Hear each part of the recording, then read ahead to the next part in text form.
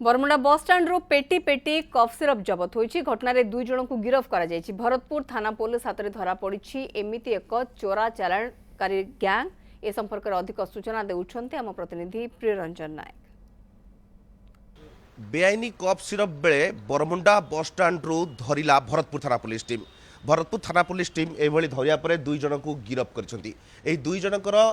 थिला जे भूमिका एही कफ सिरप से माने चालना करथले। ए कफ सिरप मो हाथ में अच्छी जहाँ लिखाई codeine phosphate and chlorpheniramine maleate सर्फ्स जेणु कि सिरप टी एस्कफ कंपानी लिखाई जहाँ कि बेआईन भाव में यही कप टी को से माने चालना करथले। बरमुंडा बस स्टाण्रु एमाने जेतेबेले कफ सिरप बस बैग पेटी पेटी नहीं जाउथले सेतेबेले पुलिस विशेष सूत्र घर पाई यहाँ पर ए कप सिरप को जबत कराइला। केवल ये गोटे कप सिरप नुह अनेक कप सिरप पछपट रही जो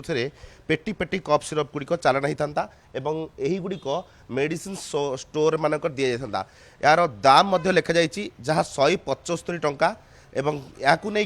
एमाने बिक्री करते बहुत कम दाम रे एवं एथिरे जहाँकि कौन प्रकार मेडिकल लैबोरेटोरी कौन प्रकार प्रमाण ना कौन वैधता कागज पत्र ना कि एमान पाखे कौन प्रकार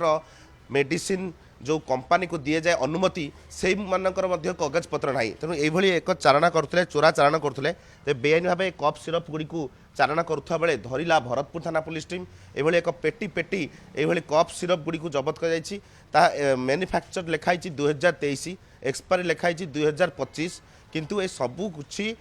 वर्तमान बेआईनी किंतु वर्तमान पर्यंत जहाँ भरतपुर थाना पुलिस हाथ धरा पड़ा कप सिरप गुड़िक असली ना नकली से नहीं लैब को पठाଯିव जहाँ युड़ी बेआईन भाव में पठा जाइए मैंने मन निश्चित भाव में यहाँ प्रश्न उठुची जे कप सिरप गुड़िक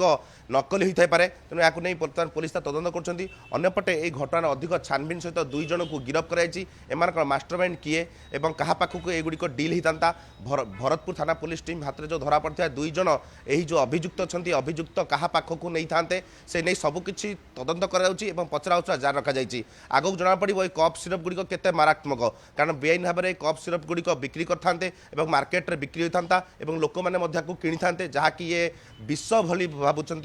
सिरप अच्छी तेणु विष सिरप गुड़िक बिक्री होता लोकंर जीवन हानि होता। भुवनेश्वर कैमेरा पर्सन पवित्र प्रियरंजन नायक रिपोर्ट न्यूज़ 7।